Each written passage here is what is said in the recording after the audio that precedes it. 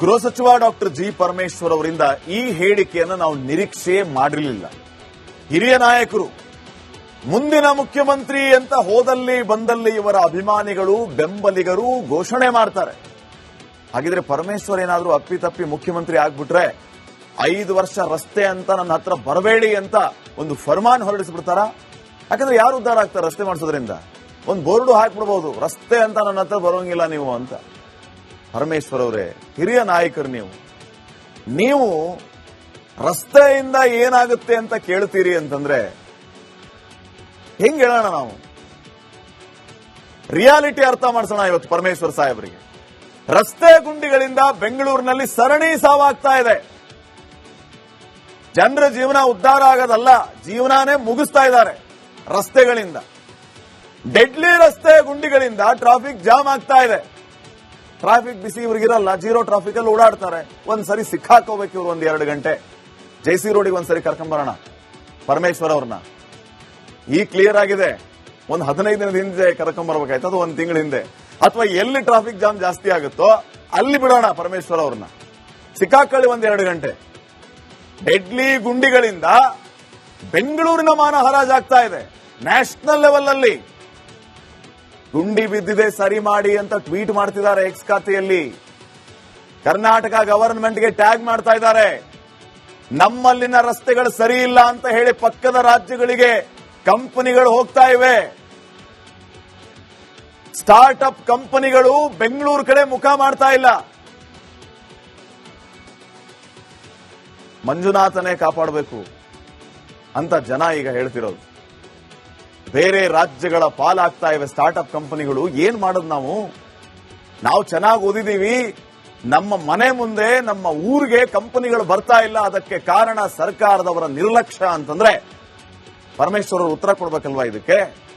ಸಾವಿರಾರು ಉದ್ಯೋಗಗಳು ಬೇರೆ ರಾಜ್ಯದ ಪಾಲಾಗ್ತಾ ಇವೆ. ಬೆಂಗಳೂರಿನ ಆದಾಯಕ್ಕೂ ದೊಡ್ಡ ಹೊಡೆತ ಇದು. ಇದನ್ನ ಅರ್ಥ ಮಾಡ್ಕೋಬೇಕು ಪರಮೇಶ್ವರ್ ಸಾಹೇಬರು. ನಾವು ಅರ್ಥ ಮಾಡಿಸ್ಬೇಕಾ ರಾಜಕೀಯದಲ್ಲಿ ಇದ್ದಂತವ್ರು? ರೋಡ್ ಸರಿ ಇಲ್ಲ, ಕಂಪನಿಗಳು ಬೇರೆ ಊರಿಗೆ ಹೋಗ್ತಾ ಇವೆ. ರೋಡ್ ಸರಿ ಮಾಡಿಸಿ ಕಾರಣ ಕೊಡ್ತಾ ಇದ್ದಾರೆ. ಯಾವ್ಯಾವ ಕಂಪನಿಗಳು ಬೇರೆ ಕಡೆ ಹೋಗ್ತಾ ಇವೆಯಲ್ಲ ಅವ್ರ ಕಾರಣ ಕೊಡ್ತಾ ಇದ್ದಾರೆ. ನಿಮ್ಮಲ್ಲಿ ರೋಡ್ಗಳು ಸರಿ ಇಲ್ಲ, ಸೌಕರ್ಯಗಳಿಲ್ಲ, ಹಿಂಗಾಗಿ ನಾವು ಬೇರೆ ಊರಿಗೆ ಹೋಗ್ತೀವಿ ಅಂತ. ಇನ್ನು ಇವ್ರು ಹೇಳ್ತಾರೆ ರೋಡ್ ಅನ್ನ ಸರಿ ಮಾಡಿಸಿದ್ರೆ ಬಡವರ ಜೀವನ ಉದ್ಧಾರ ಆಗುತ್ತಾ ಅಂತ.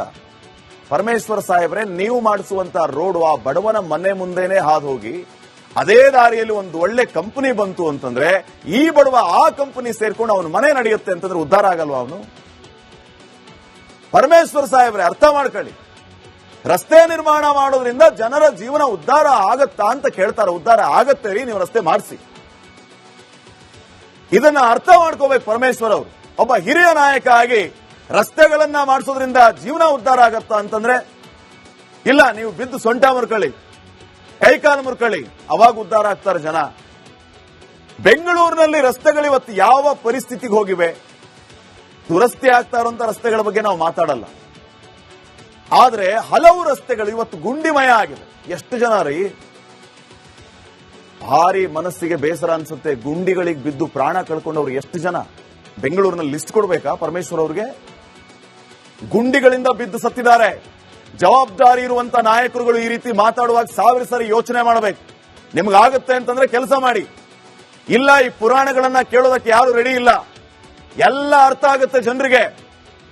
ಸುಮ್ಮನೆ ನಿಂತ್ಕೊಂಡು ರಸ್ತೆ ಮಾಡೋದ್ರಿಂದ, ಗುಂಡಿ ಮುಚ್ಚೋದ್ರಿಂದ ಜನ ಉದ್ಧಾರ ಆಗ್ತಾರ ಅಂತಂದ್ರೆ ಉದ್ಧಾರ ಆಗ್ತಾರ್ರಿ. ನಿಮ್ಮ ಕಮಿಟ್ಮೆಂಟ್ ಅದು.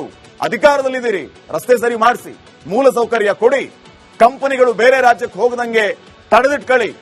ಉದ್ಯೋಗ ಸೃಷ್ಟಿಯಾಗುತ್ತೆ, ಉದ್ಯೋಗಿಗಳು ಇಲ್ಲಿಗೆ ಬರ್ತಾರೆ, ನಮ್ಮ ಬೆಂಗಳೂರಿನ ಆದಾಯ ಹೆಚ್ಚಾಗುತ್ತೆ. ನೀವು ಜಮ್ ಅಂತ ಕಾರಲ್ಲಿ ಓಡಾಡಬಹುದು, ಅಧಿಕಾರ ಗಟ್ಟಿ ಮಾಡ್ಕೋಬಹುದು, ಎಲ್ಲರೂ ಉದ್ಧಾರ ಆಗ್ತಾರೆ. ಇದು ಬೇಸಿಕ್ ಸೆನ್ಸ್. ಇದು ಇನ್ನು ನೆಕ್ಸ್ಟ್, ಗೃಹ ಸಚಿವ ಡಾಕ್ಟರ್ ಜಿ ಪರಮೇಶ್ವರ್ ಅವರಿಂದ ಈ ಹೇಳಿಕೆಯನ್ನು ನಾವು ನಿರೀಕ್ಷೆ ಮಾಡಿರಲಿಲ್ಲ. ಹಿರಿಯ ನಾಯಕರು ಮುಂದಿನ ಮುಖ್ಯಮಂತ್ರಿ ಅಂತ ಹೋದಲ್ಲಿ ಬಂದಲ್ಲಿ ಇವರ ಅಭಿಮಾನಿಗಳು ಬೆಂಬಲಿಗರು ಘೋಷಣೆ ಮಾಡ್ತಾರೆ. ಹಾಗಿದ್ರೆ ಪರಮೇಶ್ವರ್ ಏನಾದರೂ ಅಪ್ಪಿತಪ್ಪಿ ಮುಖ್ಯಮಂತ್ರಿ ಆಗ್ಬಿಟ್ರೆ 5 ವರ್ಷ ರಸ್ತೆ ಅಂತ ನನ್ನ ಹತ್ರ ಬರಬೇಡಿ ಅಂತ ಒಂದು ಫರ್ಮಾನ್ ಹೊರಡಿಸ್ಬಿಡ್ತಾರ? ಯಾಕಂದ್ರೆ ಯಾರು ಉದ್ಧಾರ ಆಗ್ತಾರೆ ರಸ್ತೆ ಮಾಡಿಸೋದ್ರಿಂದ? ಒಂದು ಬೋರ್ಡು ಹಾಕ್ಬಿಡ್ಬೋದು, ರಸ್ತೆ ಅಂತ ನನ್ನ ಹತ್ರ ಬರೋಂಗಿಲ್ಲ ನೀವು ಅಂತ. ಪರಮೇಶ್ವರ್ ಅವರೇ, ಹಿರಿಯ ನಾಯಕರು ನೀವು ರಸ್ತೆಯಿಂದ ಏನಾಗುತ್ತೆ ಅಂತ ಕೇಳ್ತೀರಿ ಅಂತಂದ್ರೆ ಹೆಂಗ್ ಹೇಳೋಣ ನಾವು? ರಿಯಾಲಿಟಿ ಅರ್ಥ ಮಾಡಿಸೋಣ ಇವತ್ತು ಪರಮೇಶ್ವರ್ ಸಾಹೇಬರಿಗೆ. ರಸ್ತೆ ಗುಂಡಿಗಳಿಂದ ಬೆಂಗಳೂರಿನಲ್ಲಿ ಸರಣಿ ಸಾವಾಗ್ತಾ ಇದೆ. ಜನರ ಜೀವನ ಉದ್ಧಾರ ಆಗೋದಲ್ಲ, ಜೀವನಾನೇ ಮುಗಿಸ್ತಾ ಇದ್ದಾರೆ ರಸ್ತೆಗಳಿಂದ. ಡೆಡ್ಲಿ ರಸ್ತೆ ಗುಂಡಿಗಳಿಂದ ಟ್ರಾಫಿಕ್ ಜಾಮ್ ಆಗ್ತಾ ಇದೆ. ಟ್ರಾಫಿಕ್ ಬಿಸಿ ಇವ್ರಿಗಿರಲ್ಲ, ಜೀರೋ ಟ್ರಾಫಿಕ್ ಅಲ್ಲಿ ಓಡಾಡ್ತಾರೆ. ಒಂದ್ಸರಿ ಸಿಕ್ಕಾಕೋಬೇಕು ಇವ್ರು ಒಂದ್ 2 ಗಂಟೆ. ಜೆಸಿ ರೋಡಿಗೆ ಒಂದ್ಸರಿ ಕರ್ಕೊಂಬರೋಣ ಪರಮೇಶ್ವರ್ ಅವ್ರನ್ನ. ಈ ಕ್ಲಿಯರ್ ಆಗಿದೆ. ಒಂದು 15 ದಿನದ ಹಿಂದೆ ಕರ್ಕೊಂಬರ್ಬೇಕಾಯ್ತು, ಅದು 1 ತಿಂಗಳ ಹಿಂದೆ.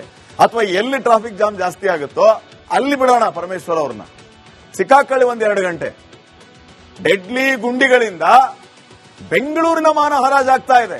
ನ್ಯಾಷನಲ್ ಲೆವೆಲ್ ನಲ್ಲಿ ಗುಂಡಿ ಬಿದ್ದಿದೆ, ಸರಿ ಮಾಡಿ ಅಂತ ಟ್ವೀಟ್ ಮಾಡ್ತಿದ್ದಾರೆ ಎಕ್ಸ್ ಖಾತೆಯಲ್ಲಿ. ಕರ್ನಾಟಕ ಗವರ್ನಮೆಂಟ್ಗೆ ಟ್ಯಾಗ್ ಮಾಡ್ತಾ ಇದ್ದಾರೆ. ನಮ್ಮಲ್ಲಿನ ರಸ್ತೆಗಳು ಸರಿ ಇಲ್ಲ ಅಂತ ಹೇಳಿ ಪಕ್ಕದ ರಾಜ್ಯಗಳಿಗೆ ಕಂಪನಿಗಳು ಹೋಗ್ತಾ ಇವೆ. ಸ್ಟಾರ್ಟ್ಅಪ್ ಕಂಪನಿಗಳು ಬೆಂಗಳೂರು ಕಡೆ ಮುಖ ಮಾಡ್ತಾ ಇಲ್ಲ. ಮಂಜುನಾಥನೇ ಕಾಪಾಡಬೇಕು ಅಂತ ಜನ ಈಗ ಹೇಳ್ತಿರೋದು. ಬೇರೆ ರಾಜ್ಯಗಳ ಪಾಲಾಗ್ತಾ ಇವೆ ಸ್ಟಾರ್ಟ್ಅಪ್ ಕಂಪನಿಗಳು. ಏನ್ ಮಾಡೋದು ನಾವು ಚೆನ್ನಾಗಿ ಓದಿದೀವಿ, ನಮ್ಮ ಮನೆ ಮುಂದೆ ನಮ್ಮ ಊರಿಗೆ ಕಂಪನಿಗಳು ಬರ್ತಾ ಇಲ್ಲ. ಅದಕ್ಕೆ ಕಾರಣ ಸರ್ಕಾರದವರ ನಿರ್ಲಕ್ಷ್ಯ ಅಂತಂದ್ರೆ ಪರಮೇಶ್ವರ್ ಅವರು ಉತ್ತರ ಕೊಡ್ಬೇಕಲ್ವಾ ಇದಕ್ಕೆ? ಸಾವಿರಾರು ಉದ್ಯೋಗಗಳು ಬೇರೆ ರಾಜ್ಯದ ಪಾಲಾಗ್ತಾ ಇವೆ.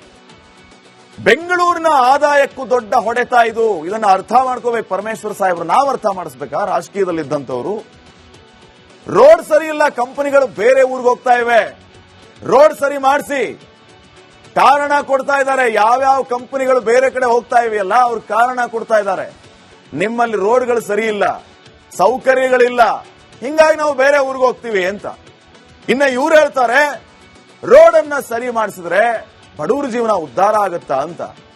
ಪರಮೇಶ್ವರ್ ಸಾಹೇಬ್ರೆ, ನೀವು ಮಾಡಿಸುವಂತ ರೋಡ್ ಆ ಬಡವನ ಮನೆ ಮುಂದೆನೆ ಹಾದು ಹೋಗಿ ಅದೇ ದಾರಿಯಲ್ಲಿ ಒಂದು ಒಳ್ಳೆ ಕಂಪನಿ ಬಂತು ಅಂತಂದ್ರೆ ಈ ಬಡವ ಆ ಕಂಪನಿ ಸೇರ್ಕೊಂಡು ಅವನ ಮನೆ ನಡೆಯುತ್ತೆ ಅಂತಂದ್ರೆ ಉದ್ಧಾರ ಆಗಲ್ವಾ ಅವನು? ಪರಮೇಶ್ವರ್ ಸಾಹೇಬ್ರೆ, ಅರ್ಥ ಮಾಡ್ಕೊಳ್ಳಿ. ರಸ್ತೆ ನಿರ್ಮಾಣ ಮಾಡೋದ್ರಿಂದ ಜನರ ಜೀವನ ಉದ್ಧಾರ ಆಗತ್ತಾ ಅಂತ ಕೇಳ್ತಾರೆ. ಉದ್ಧಾರ ಆಗತ್ತೆ ರೀ, ನೀವು ರಸ್ತೆ ಮಾಡಿಸಿ. ಇದನ್ನ ಅರ್ಥ ಮಾಡ್ಕೋಬೇಕು ಪರಮೇಶ್ವರ್ ಅವರು. ಒಬ್ಬ ಹಿರಿಯ ನಾಯಕ ಆಗಿ ರಸ್ತೆಗಳನ್ನ ಮಾಡಿಸೋದ್ರಿಂದ ಜೀವನ ಉದ್ಧಾರ ಆಗತ್ತಾ ಅಂತಂದ್ರೆ ಇಲ್ಲ, ನೀವು ಬಿದ್ದು ಸೊಂಟ ಮುರ್ಕೊಳ್ಳಿ, ಕೈಕಾಲು ಮುರ್ಕೊಳ್ಳಿ, ಅವಾಗ ಉದ್ಧಾರ ಆಗ್ತಾರೆ ಜನ. ಬೆಂಗಳೂರಿನಲ್ಲಿ ರಸ್ತೆಗಳು ಇವತ್ತು ಯಾವ ಪರಿಸ್ಥಿತಿಗೆ ಹೋಗಿವೆ?